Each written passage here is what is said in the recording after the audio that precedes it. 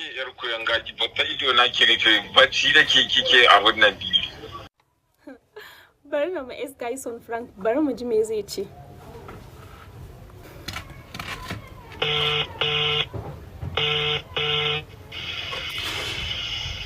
Assalamu alaikum. Wa alaikum salam. Da Allah ina magana da Sguyson ne? Sguyson. Ya kake? Ina da ciwo alhamdulillah. To masha Allah.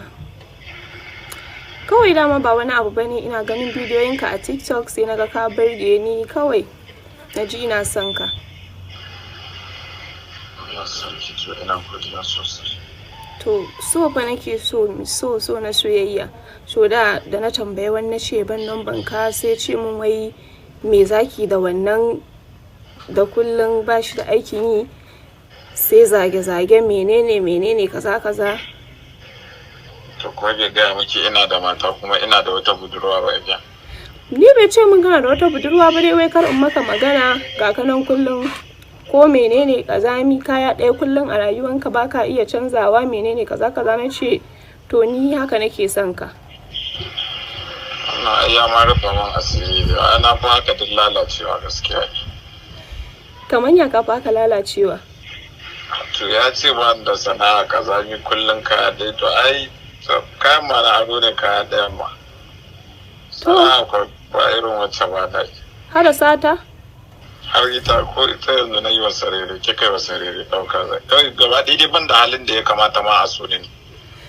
Ban gane baka da halin da ya kamata a so ka ba. Ai wai in gaya miki gaskiya ne kawai bai cancanta ma a ce kina sona ba kawai ki so ni na iya bidiyon da kike gani yana burge ki. Ni fa son ka nake na soyayya tsakani da Allah kuma da na kaman baka da budurwa shine sai shi kuma ya ce min a'a me zan yi da kai dan Allah. To ina da budurwa ina da mata ma. Kana da budurwa kana da mata? Eh. To yanzu ba za ka sake ta ka aure ni ba? Iya?